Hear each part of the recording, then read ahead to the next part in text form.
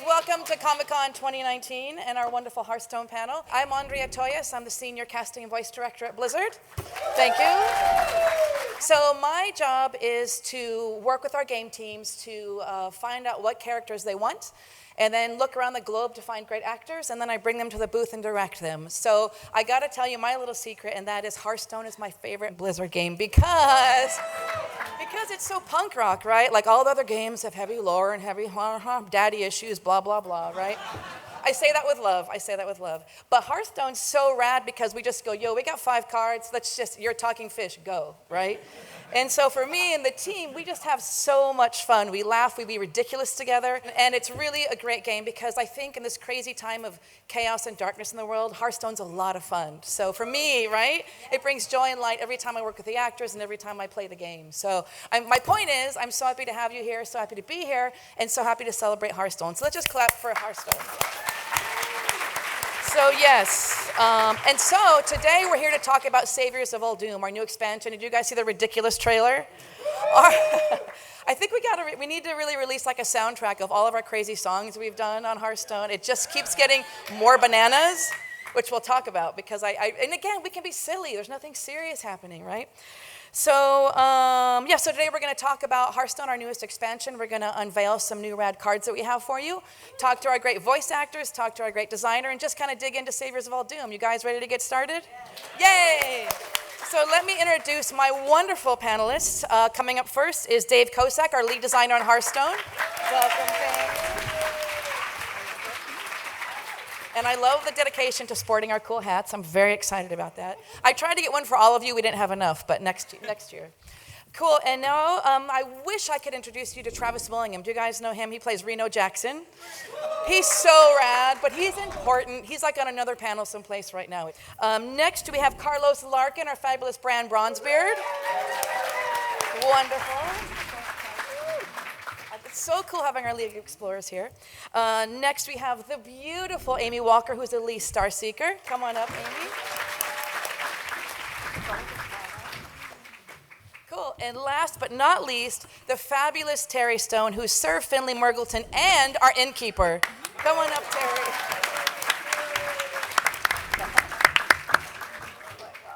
These hats make me so happy. Right there. Look, do you hear that? Welcome to RN. I've got to say, I'm particularly excited because I do the voice actor panels at BlizzCon, and we've never celebrated. There's not enough space up here for you guys.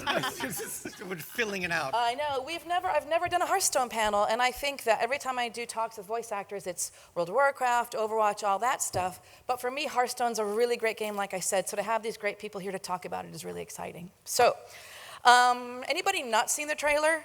It is always worth a rewatch. Yes, right. So to get the party started, and I suggest that you sing along, we are going to watch our Saviors of Uldum trailer. So let's cue it up. So loud as we can possibly make it. Drop the bass, please.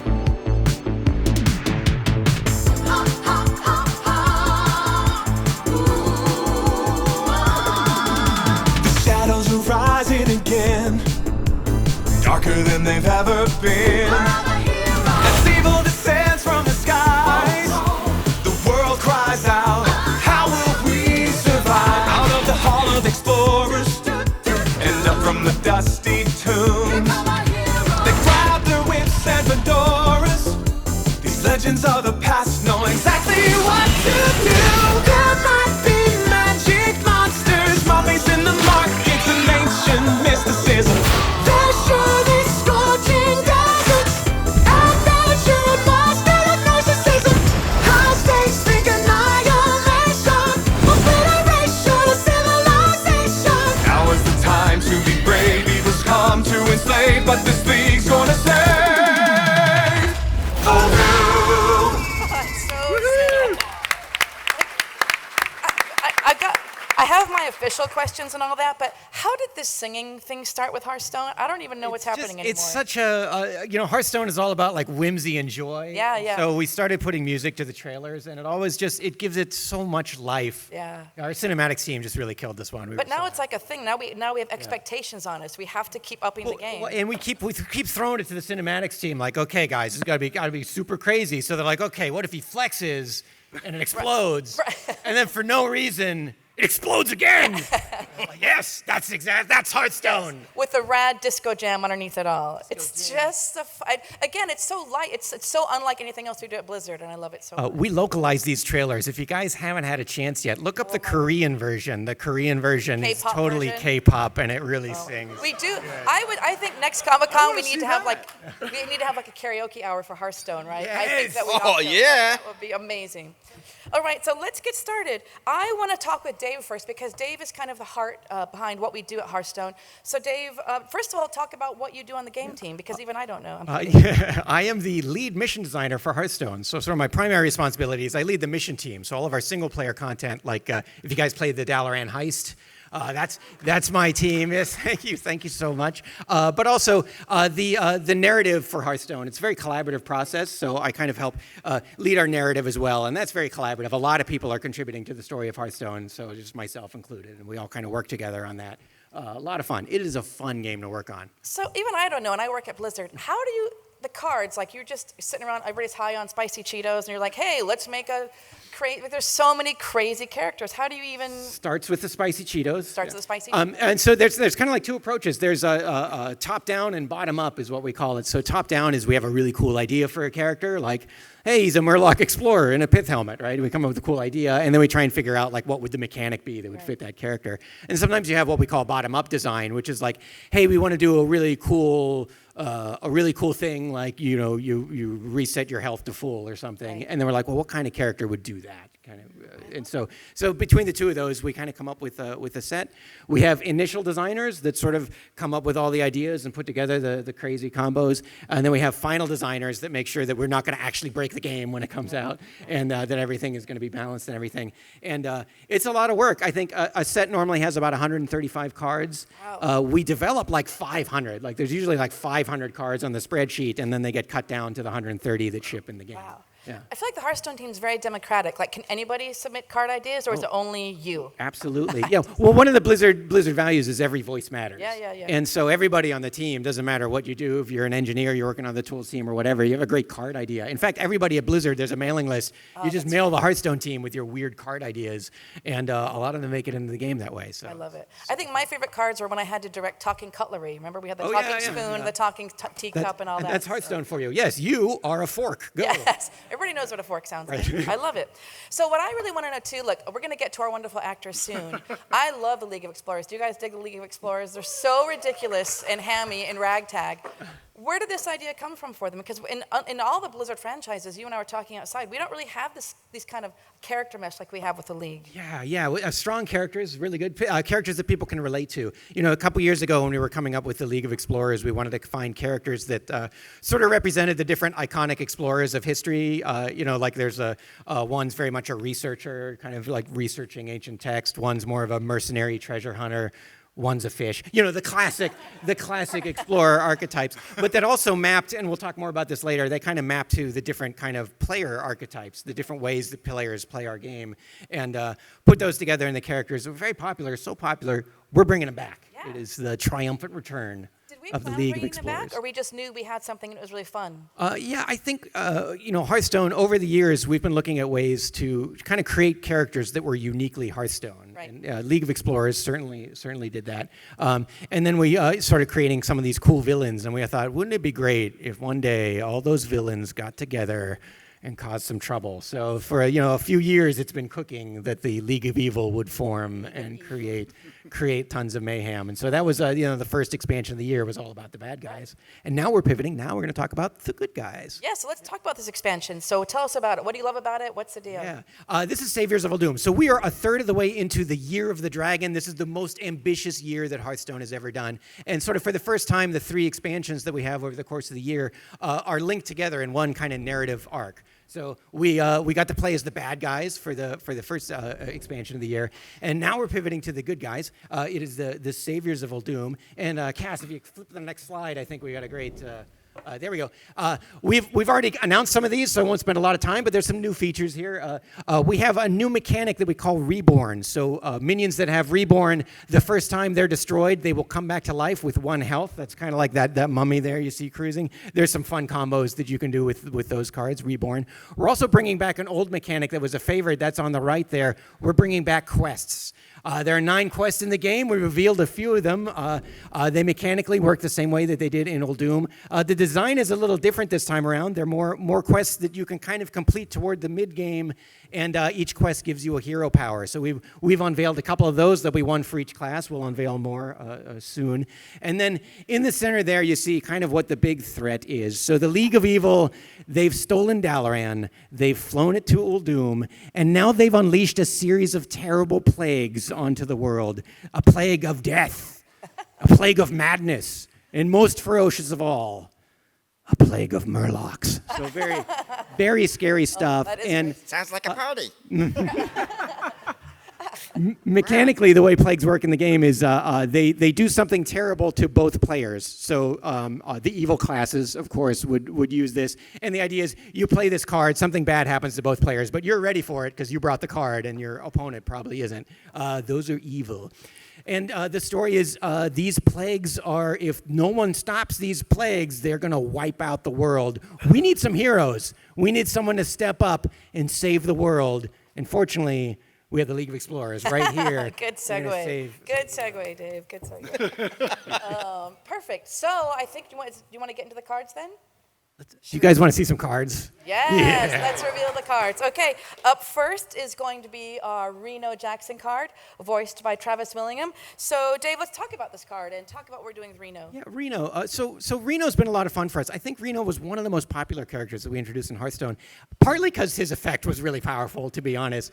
But I think there's also something about the character of Reno that we all relate to. I mean, Reno kind of represents how we, the player, approach the game. I mean, Reno's just there to have fun. He's looking for some treasure. He's looking to get rich. He's just going to wing it. He's not afraid of anything. He's going to go out there. He's just going to try stuff, and crazy stuff will happen whenever Reno is around. So I think Reno kind of represents us. He's like the player, and that's why I think we gravitate to him, and we, the developers, gravitate to him. And I think it's kind of the genesis. That's what Reno is all about. Yeah, and I got to tell you, because Travis isn't here, otherwise I'd interview him. But Travis, do you guys know Travis's work? Are you familiar with Travis? He's a kick-ass voice actor. But when he first came in, when we first introduced him to Reno, my favorite line from him, he walked in, I didn't say a word, he's like, mustache, got it. That was it. He just knew that mustache informed every single read. The voice came fully formed from the mustache. Yeah, absolutely. And I wish, had we had more time, I wish we could have passed out big Reno mustaches for all of us to wear, because that would be amazing. So Travis really owned those teeth, the eyes, the smile, all of it. So he really, I think, once we had him in the booth, we knew we had magic, because Travis and Reno is a perfect match. Oh, yeah. So we've got a little video from Travis, because he's not here. So let's cue Travis's video. Well, hello, San Diego Comic-Con. So nice of you all to gather here just for me. What's up, everybody? My name is Travis Willingham. I am the voice of the majestic mustache himself, Reno Jackson from Hearthstone's League of Explorers. I am so incredibly excited for this new expansion, the Saviors of Uldum. I wish I could have been there today with you guys, but unfortunately it was just not meant to be. I am, however, authorized to let you know that we are revealing a brand new Reno Jackson card during this panel. Very cool stuff. But enough of me talking. I will leave you in the very capable hands of all of these amazingly talented individuals gathered here before you. And I will leave you with a core line of Reno's that I think outlines who he is at his core, which is, treasure? We're gonna be rich! Have a great time. Bye, guys. He's so ridiculous. I love him. So this is the card. Now, what's going to happen when we reveal the card? I'm going to have each actor read out the card for all of us. But since Travis is not here, does anybody have a good Reno voice they want to come up and read as? Anybody got a good Reno voice? Great. Sold. Right here. Come on up. There. Come on up here. I want you to read out the card in your best Reno. Pretend you got a mustache and read the stats and the whole thing. Here we go. Bring it home. Audition for me. Let's do it. Hello! Reno the Relicologist. Battle Cry. If your deck has no duplicates, deal 10 damage randomly split among all enemy minions. And the stat, go read the stats. 4 attack, 6 health. Cast Travis. Well done. Thank you for doing that. I love it so much. I thought Reno was here. I really did. I know. Close your eyes, and there he is. I love it so much. It's a hamminess, right? It comes from the chest. It's so good. So I think next we got some gameplay footage. So a lot of people, when we were kind of talking about how the League of Explorers mapped to different classes, they're like, how is Reno a mage? Come on now. And obviously, if you give a guy a fully automatic Gatling magic wand, suddenly he's Medivh. I don't know. Reno. So Reno always, originally, we're kind of looking at all the explorers, and we're trying to kind of say, like, how do they evolve? How do they level up? What have they done over the years since we last saw them? So, Reno Jackson was looking for treasures. What does he do if he finds one? Well, there he is. He's found the big one. He doesn't know how to use it, but he's just going to unleash this fury on the board. Let's look at the video. This really plays well in action. We're gonna have some fun.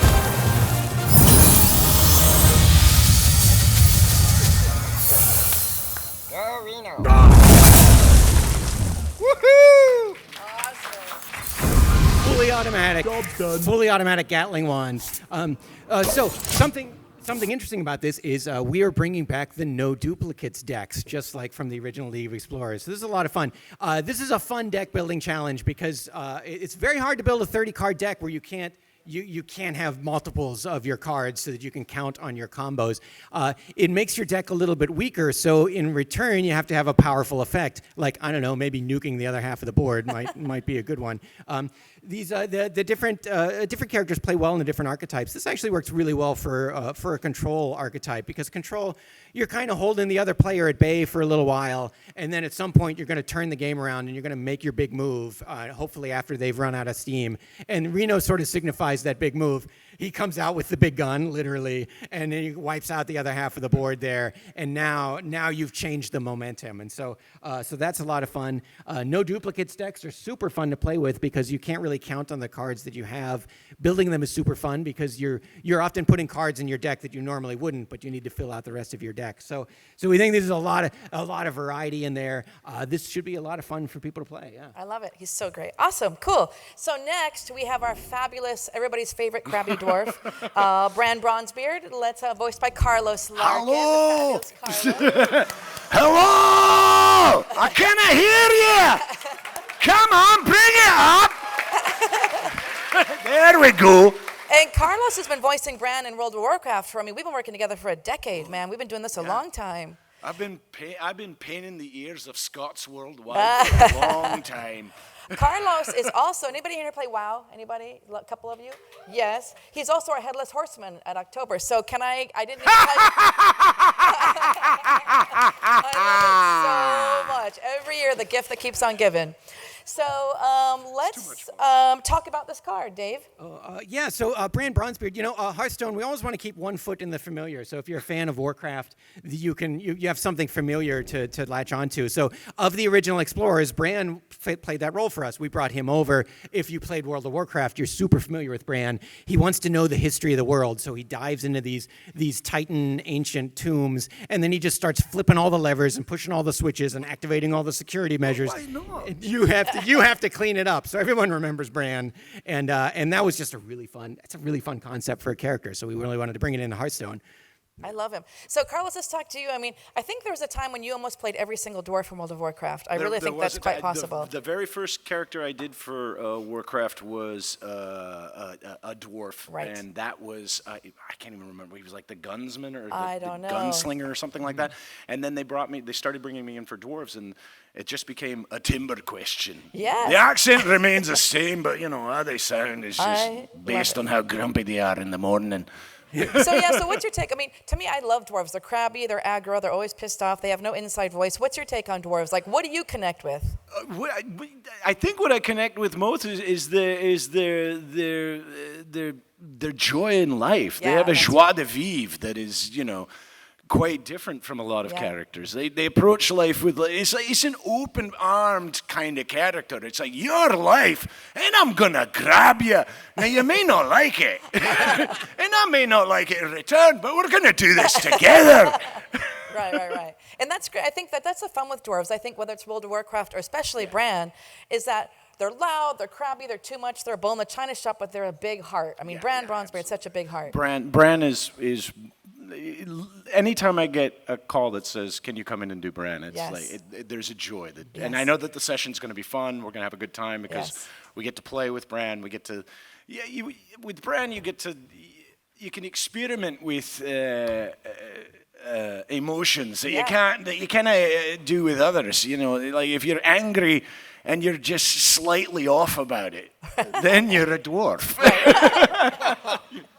It's funny though, even though dwarves have big hearts, I kind of think no matter if they're happy, sad, joyous, whatever, they always sound angry to me. They're just always angry. It's something to do. Well, I've always said that's why I like the Scottish accent for them, or the pseudo-Scottish accent. It's just that to me, Scots, they're the best ranters in the world. Yeah, that's right. There's just nothing in the world. If they're upset, they say, these potatoes are terrible. Right. I hate them. I don't want them on my plate. You know, it sounds like worse than it actually is. And I think that's why I like Brann so much and the dwarves so much, being in that voice, because it gives them the room to really expand on the emotion. Yeah. They can just go way overboard. And I don't like overacting, as you can tell.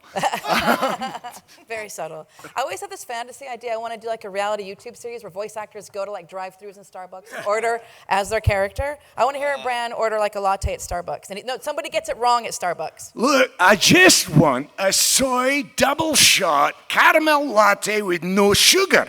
How hard is that to make? Well, you can't bring that to me in the car. So I need to go a little bit deeper. See, I need the reference. We always get a reference when we do this. Bigger and louder. I love it so much. And you're really good with accents too. I mean, you've gone through, I think you've done John Lennon for. I mean, accents are kind of your jam though, right? UK accents are what you do. I like to do a lot of them. There's no doubt about it. The Beatles ones were always, it was always, if you're trying to do that, like the Liverpudlian accent, it always winds up being just a little bit more, I don't know, northern, more Mancunian, I think, right now. I've got a British friend in the audience right now, and she's kind of looking at me like, you're not doing anything. You're not doing it. I love it. I love you, Glynis. No, I hear that voice. I want to design the card now. I know. Want to have We that need like in the some game. Beatles cards in there. I would love to do a Liverpudlian card. We should do it. You heard it here. That's what we're going to do next expansion. And the last thing I'll say is I feel like every time you come in for Brann, we injure your voice because he's always at 11. Like, I think it hurts your throat every time we do him. Only when we've got to do the aggros, when we've got to do what we call aggros, the fighting, the dying, that's when you're standing way back here from the mic going, ah! Right. Ah! Oh! Oh! Over and over and over for like 20 minutes, and it's like, does it not sound dead yet? It's so awesome. I love him so much. Video game voice acting is very difficult. We save the exertions for the end because it's pages and pages of, okay, now you're getting hit. Now you're getting hit harder. Now you're hitting someone. Now you're hitting someone really hard. Yeah, electrocuted, and the direction is always fun, too, because it's always like, now you're getting hit. Now you're getting hit by a bladed weapon. Right. Now you're getting hit by a mace. And it has little spikes on it. That's right. Because I'm not really hearing the spikes. Right. Oh my God, the joys of voice acting. That could be a whole panel. Well, so with that, let's bring up our fabulous new card for Brann. Love it. Let's read. You got the All right, it's Dino Tamer Brann. 7 mana, 2 attack, 4 health, and the battle cry. If your deck has no duplicates, summon King Crush. I love it. Oh my God. I did have the idea to have them only talk in their character voice for this whole panel, which I would really love. So Dave, talk about this card. Yeah, so if you're familiar with Hearthstone, you know King Crush. King Crush is an 8/8 dinosaur with charge. So he comes into play and immediately starts eating people. So this is a big swing turn. And we're trying to kind of find different archetypes that can play into these cards. So we wanted most of the no duplicates decks, they kind of play a late game strategy. So we wanted something that you could use in an aggro deck. So if you're playing as Brann, chances are you're being really aggressive, and hopefully this is the turn you bring it home. You've just been attacking them with all your beasties, and now you're gonna bust out King Crush and maybe take the game home. So it's a big turn for Brann. This card, the sort of the trivia behind it, we went through so many designs for Brann, because first it was like, let's summon a dinosaur. No, let's summon 2 dinosaurs. No, 2 dinosaurs with rush. No, we don't like that. One dinosaur. One big dinosaur. A big dinosaur with charge. And it went all the way. It went all the way around until we landed here. And yeah, it was bold. Our final designers are really leery of a lot of charge minions now, but somehow Brann talked them into it. And then we get a big dinosaur. Well, I've got that tendency. I'm a very convincing person. Awesome, and I think we've got some gameplay footage to show. Yeah, let's bring out the King Crush. You'll find me wherever the action is. I love that he whips it.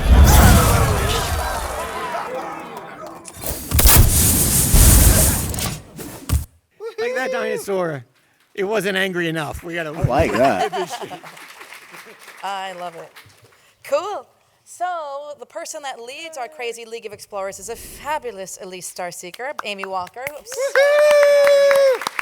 So I'll come to you in a second, but Dave, let's talk about Elise really quick, then I'm going to talk about our gorgeous character. Yeah, so Elise is kind of the archetype of the explorer who's sort of going to do all the research before setting out. She's going to find the old maps. She's going to find all the old ancient tomes and do all the research. So it would be easy, sort of in the original League of Explorers, she was all buttoned up and had the high collar and the tie, and it'd be easy to think, oh, she's just like the librarian of the group. And the twist at the end of that first expansion was, once Rafam actually breaks into headquarters, then she rolls up her sleeves and she starts to fight, and you realize, like, wow, Elise can really fight. So she fights with her brains rather than her brawn, but you do not want to cross her, and that is a super fun character. And it sort of fits the archetype of many of our players who, like, really study all the cards and think about it and maximize their value every turn, like the players that play the mental game of Hearthstone. And Elise really embodies that. She's a super fun character, and we were very, very happy to have her. She's kind of the brains of the group. And it really shows. I love it. I just love having a strong female character in this group. So that's what makes me really happy, right? So Amy, my beautiful, beautiful girl. So we've been doing Elise, I think it's been how many years now? 3 years, Dave? Or Amy, do you remember? 3 years. Yeah. So because Elise to me is smart, powerful, confident. So for you, I mean, that, even if you weren't here, I'd say that's you. But what part of her do you connect with? What do you enjoy about playing her? The passion. The passion. The heart. Yes. The brains and the brawn. She's got her Yes. own brawn. Of course. Uh, and I think something about the power. Yes. Yeah. I love it. And it was fun with you trying to find her voice because she couldn't sound contemporary. We didn't want her to sound like LA 2019. So we had to come up with this kind of almost Katharine Hepburn confidence way of speaking, right? How we because you're a specialist with accents. Hepburn. I mean, your accents are your jam, right? So we kind of played. And I mean, what is it like? That's right, jam and toast. Sorry? My jam and toast. That's right. So how do you explain the accent? If you had to teach it to somebody else, how do you explain that kind of sound? So a transatlantic accent, it's not quite American, it's not quite British. It's, somewhere in between without drowning. And it's not real, it's something that was trained for actors in the 30s and the 40s and the 50s. Right. And so it's kind of magical, kind of timeless. See, why don't you talk like that all the time? I just want you to always... Just commands attention. It's so commanding. And that's what's fun, I think, when you and I have been in session together, we get the accent, but she's also got to kind of be bossy pants, right? Because she's got this ragtag group of people. I am the chief cat herder, definitely. Yes, that's right. So I think if I'm not mistaken, I think when we record, Elise, I think you might even show us, there's like a power stance that you have. I feel like I have power stance. Let's see your power stance. You have to have, and when you're doing an exertion... Stand up and show us. Oh, all right. Power stance. So it's a little bit Jeet Kune Do. Right. You get your heel up, and something like this. Right. Yep. And then when you go, you can do this when you play. And you can have your action, but you can't wear your bangles that day. Right. Because you can't make sound that will be picked up in the mic. So it has to give you the feeling of the exertion without, the sound. Oh my gosh, it's so rad. You see how powerful she looks even right now? I'm kind of wishing that we had like a GPS, like my Waze would talk like you. I would really like to be, but then she might get too bossy and irritate me, so I'm not really sure. It would only take you to the Hamptons. That's I know. Recalculating again. Yes. So some fun trivia about this character is if you play Warcraft, you know that our night elves, typically their eyes glow with magical energy and you can't really see their eyes. But we really wanted people to relate to Elise. We really wanted you to feel for this character. So, I mean, you can see in the art, often in the cinematics, we have a little bit of a subtle glow around her eyes, but for the most part, we wanted you to see her eyes, so that's unique. It's kind of an intentional artistic decision we made with Elise because we loved this character, and we want you to be able to relate to the character, and those eyes made her more relatable. So, Amy, for you, voicing characters in video games, we've done a lot in WoW. We've done all kinds of crazy. Oh my gosh, I'm forgetting the name. I'm sleep deprived. You did a great. Corvus Bloodthorn. That's right. Nara. That's right. So many great things. So, what's it like for you voicing? Being a female actress in video games, and you enjoy it, it's tough. How is it? What's it like on a day-to-day basis for you? The writing is just getting so rich and nuanced for women, and I love that. Yes. It's, we're real now. Right. We get to be. It's really nice. So you get to come in and play these strong female characters and let yourself be a strong female character versus what it could have been 20 years ago. Yeah. I love it. And with your own hero story and not just in service to the male character. That's right. If anybody's ever heard me talk before, I talk a lot about how it's important to find people who really are our characters. That's what good casting is. So Carlos so much has that aggro dwarf in him.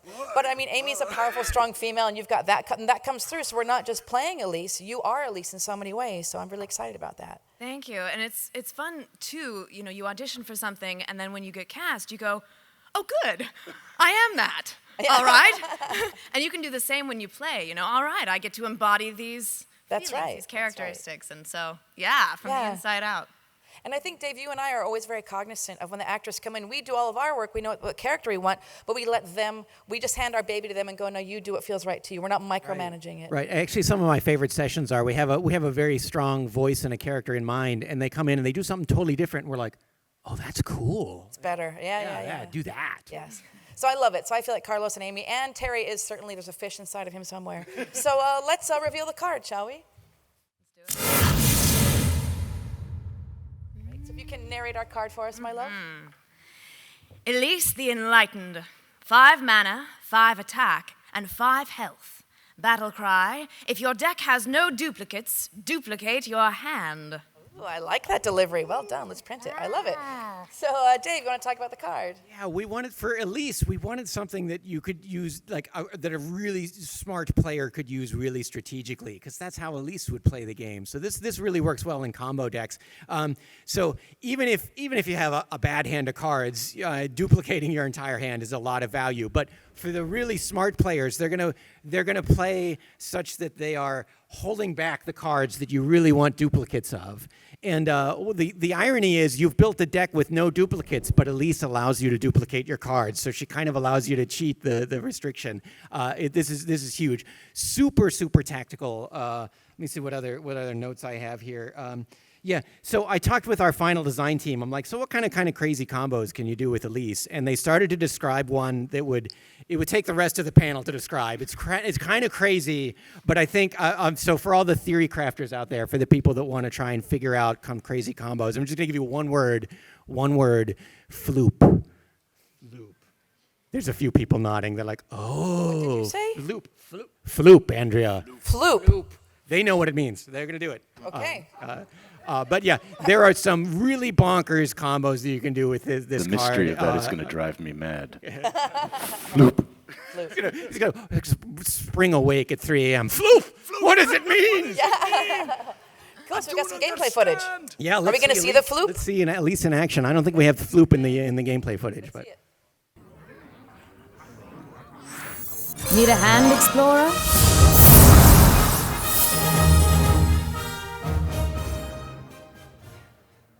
Need a hand? I see what you did there. Cool.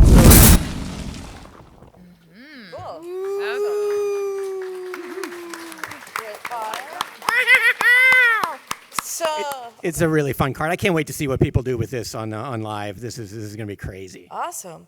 So I'm so excited to introduce our fabulous Terry Stone to you, because Terry, before we get to Sir Finley, has been the innkeeper, and really, Terry was probably one of the first voices we recorded, and we're like, you're an innkeeper, you're a dwarf, red hair, go, and you really defined the sound of Hearthstone. So what's it been like being the innkeeper, because that's the beating heart of our game? Oh, it's been great because, he's so warm and friendly, unlike some cousins he's got. Who are you talking about? That's not me. No, you know your name if you're thinking about it, honestly. Just saying. But the one thing about him is, when you introduce everything, you scream it all the time. Yeah. Brann versus Reno! Right. So you get about 120 of those. At the end of the session, you're going, Brann versus Reno. Yes. I sit by the fire. Come on in my ear. Oh my God, we've had to do so many of these Welcome. sessions. Come in and have a seat by the fire. Oh, yeah. It's so cozy. Yeah. Oh yeah, that's right. I feel like having a dwarf off. I kind of want to maybe afterwards we can have like a Dwarf dwarf off. off, A dwarf off. Dwarf versus dwarf. Yeah, I love it. Yes. So, Dave, anything you want to say about what we're doing with Sir Finley Murglton? Sir Finley. So, it'd be easy to say Sir Finley, oh, he's just like the animal mascot of the group or something. He's just the sidekick. But, Finley ends up being so much more, whereas Elise is like the brains of the group. He's like the heart. He's Sir Finley. He's a paladin. Reno's motives are kind of questionable, but Sir Finley is there to do the right thing, and you can count on Sir Finley to do the right thing. He gets into trouble a lot. We have to kind of rescue Finley a lot, but his heart is in the right place. He's going to do the right thing, and I think in that respect, he's kind of sort of the core of the explorers in a lot of ways. I love Sir Finley. him. So if you want a character with a big heart. Yep. You get Terrence. I know. Yeah. So really, what you guys, Terry is one of those I was talking outside. He's a rare actor who can act, because acting, at the heart of all voice acting, I wish it was just called acting, but he can act and as a fish. Before we even talk about Sir Finley, my favorite Terry story is, and I don't know if we ever delivered these files, this was a couple years ago, I brought Terry in, I don't think he'd ever voiced a Murloc before. I'm like, so here's the deal, you're a talking fish, you don't say any words. Also, we need you to sing Christmas carols in 11 different languages as a fish. And I don't know if we ever did those, and we're like, here's Italian. We played an Italian Christmas carol, go. And he had to immediately sing it as a Murloc. It was bananas. And he did. So I think that Terry's a true treasure because just that Murloc sound, and then to be able to do a Murloc sound with a British accent on top. Do you remember that first session when we were Yeah, had to have this? all right, so now what if he's a Shakespearean? So I went, okay. And then he said, what if he speaks? I went, ooh, wow. Yes. So it was like, all right, so if I'm James Mason, and then I add helium, You're right. and then sort of a third thing. Oh, there he is. There you go. Yeah. It's That's kinda so what it was. bananas. So where does that? So what do you connect to, Sir Finley? Like when you play a creature like that, it's hard. It's a sound, but it's also a heart. There's also a character there. What does it feel like to you? What do you connect with? What inspires you? Anything? Well, the heart for Sir Finley is great, but he's also he's wanting to prove himself to the rest of the group too, being a fish man, Right. not just a fish. And so he will try harder, but also he's impulsive. It's like, let's go! I'm gonna jump right in there. Hey, here we go! What? I didn't know this was happening. So, or they use him as bait sometimes, or they'll use him as the fall guy, or whatever. But it's okay. Sir Finley, he loves it. He bounces back. He's just happy to be a part of the team and help contribute to everything we do. I love it. He's always dressed so officially as well. I love it. so cool. Takes his I role say, very wow. seriously. Yeah. So let's check out the card, shall we? I love it. So I told Terry I want him to do it in Murloc first, in your native tongue, and then I want you to translate it into our human language for us, please. I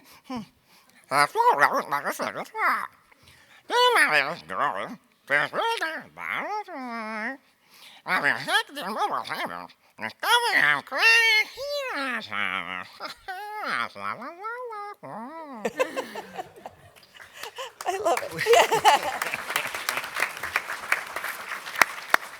Which actually translates to Sir Finley of the Sands. 2 mana drop, 2/3 with battle cry. If your deck has no duplicates, discover an upgraded hero power. Ooh, la la la la. I could do that all day. And I do want you to go through a drive-through just talking in Murloc. I would pay to watch you do that. Just super seriously. Who's up for an adventure? Yes. So, cool. So, do you want to talk about the card? Go to gameplay? Oh, What do you think? yeah, Sir Finley. Actually, so the trivia about the Sir Finley card, it was the very first card our initial team designed. Sort of, we wanted to say, like, hey, the explorers are coming back. What have they learned? How can we make them better? And this seemed like the obvious way to make it better. Instead of discovering a new hero power, as you did in the previous expansion, you were discovering an upgraded hero power. So if you play Hearthstone, these are the Justicar hero powers, the ones that are a lot more more powerful, such as the warrior hero power. You get 4 armor instead of 2. These kinds of hero powers. So it was the first card in the sheet. Pretty much went into the game almost unchanged. So Sir Finley just took us home, took us all the way home. This is like one of the most flexible cards. You can see he has a low mana cost, so you can play him early on, right? So Sir Finley is like the first into the fight. And then it lets you like really sort of flex your strategy in different directions. And I think really, really skilled players are going to take advantage of this. They're going to look at their opponent, and depending on what their opponent is doing, they're going to pick a hero power that'll help offset it. So if your opponent is going aggro, you want to get that warrior hero power and tank up and build up the armor so that they just don't have enough juice to take you down.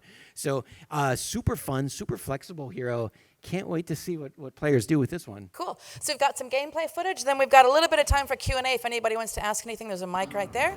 But let's watch the footage of Sir Finley. Onward to adventure!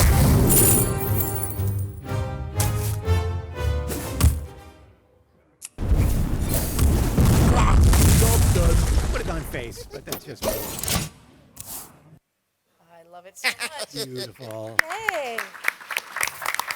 All right, we've got approximately 7 minutes. So anybody got any questions? Hi. Tell us your name, where you're from, and what's your Hi, question. I'm Chase. I'm from DC, and I love all of WoW lore, including the Hearthstone lore. But with the lore diverging a little bit from the original Warcraft and WoW lore, are we going to see any cross with that, where maybe WoW sees a little bit of this, or are you just guys going in your own direction completely? So one of the fun things about Hearthstone for me is kind of the lore of Hearthstone. It's not canon. It's the kind of stories that people who live in the Warcraft universe would tell one another. And that's a super fun space to be in. So we can do things like our Frozen Throne expansion where everybody turned into Death Knights. Like, that didn't really happen, but it could have happened, and then we get to play with the what if. But what's interesting is, we work very closely with the World of Warcraft team, and often stuff that happens in Hearthstone kind of becomes canon. So in the recent expansion, you can meet all the League of Explorers and interact with them and play around with them. So so we have a lot of crossover. A lot of things happen back and forth. A lot of things that happen in the Warcraft universe make their way into Hearthstone shortly thereafter. Sometimes things work out really well. Hearthstone, when we were developing the Ungoro expansion, we really wanted to have kind of like a turtle race. We wanted to have the Tortolans. And World of Warcraft also wanted to have Tortolans. And we're like, oh, okay, let's get together. Let's design them the same way and build the race out. So I think the Tortolans appeared in Hearthstone shortly before they appeared in World of Warcraft, which is cool. But it's just part of that collaboration that we have. It's a lot of fun. Awesome. Thank you. Great question. Thanks. Hello. Tell us where you're from and your name. I'm from San Diego, actually. Hi. What's your question? For starting off as a voice actor, how hard is it? For me, it happened by accident. It happened in the 90s back when they were doing early CD-ROMs and that were used for screensavers and that kind of thing. And I went in for one that I'd found out of Backstage West to do a really bad Jack Nicholson accent. And I booked it, and the guy that was supposed to record me at his place, he didn't show up for the session, and the guy that lived underneath him was another recording artist, another recording engineer who worked for Blizzard at the time and brought me in for my very first voiceover audition for them. And it was just one of those things that I fell backwards into it, and Blizzard kept calling, and I was like, I really like this. I want to keep doing this. So for me, it wasn't a hard thing. It was just kind of an accident that it happened. But it was going out and just finding those little VO auditions. Right. That you never know who's going to hire you or who's listening. So if you want to get into voice acting, the number one thing you have to do is be an actor. For me, it's not about the voice. Exactly. I almost don't care about the voice anymore. Yeah. I really feel like you've got to be a really 5-star trained actor because you've got to know how to deliver your emotions. Even if you're a talking fish, Elise fish or a dwarf, you've got to know how to deliver your heart and who you are as a person with a voice on top. It's always just you in those circumstances of whatever it is, so that'll make it real for you. Whatever you do, it's just here I am in these circumstances. Right. And the it'll voice, always be true. And the voice is not separate from the body. Right. So if we're really there and feeling it in our body, and you're trained in that way to let it through the voice, then that's just the finishing touch. Yeah. Is how you get to shape that on its way out. Yes. I see. Cool. Thanks for your question. Thank you. Cool. One more. Hello. Hey there, my name's Amanda. I'm from Sacramento, California. Hi. Hello. So with all that being said, who does your like dog and cat voices on your cards? Don't you guys do those dog and We have cat? special monster voice actors that are Yes, we do. specialize in it. Yes.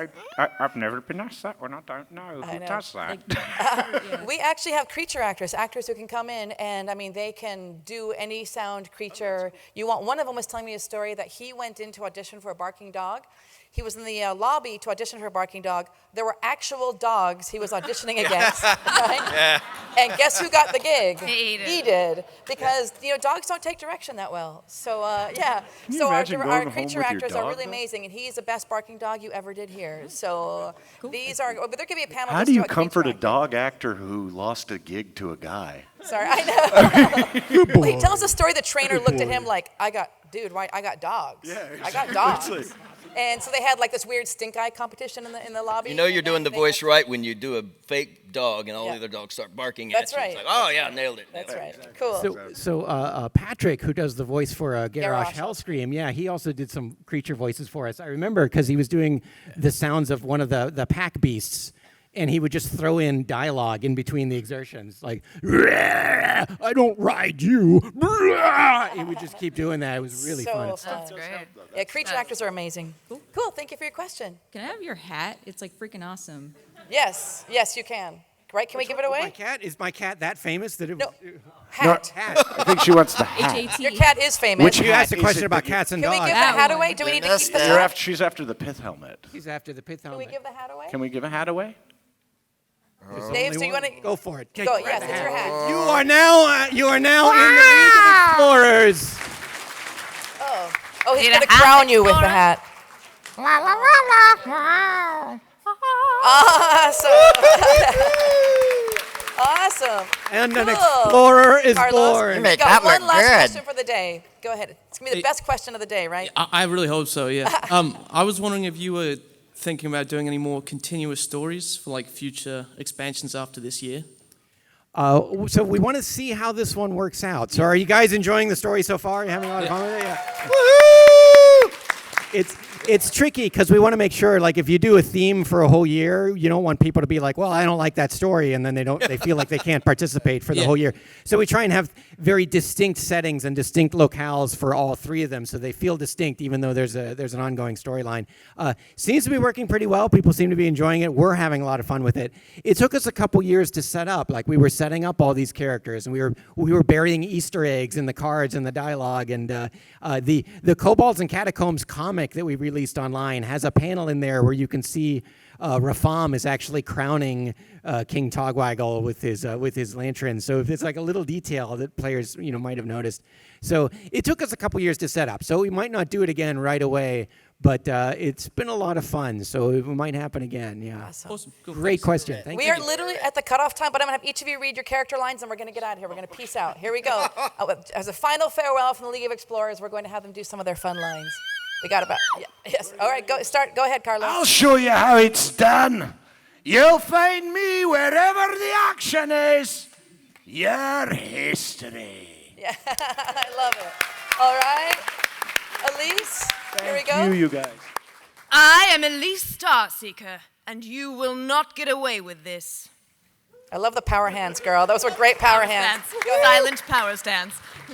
We've got the museum secured. Explorer, take the fight to a farm. Need a hand, Explorer? I love it so much. All right, Sir Finley. Wow. Who's up for an adventure? But of course. Onward to adventure! And that's about it. Thanks, guys, for attending. That's all for our Saviors of Uldum panel. We'll see you guys at the show floor. Thank you. Thank you for coming, everybody.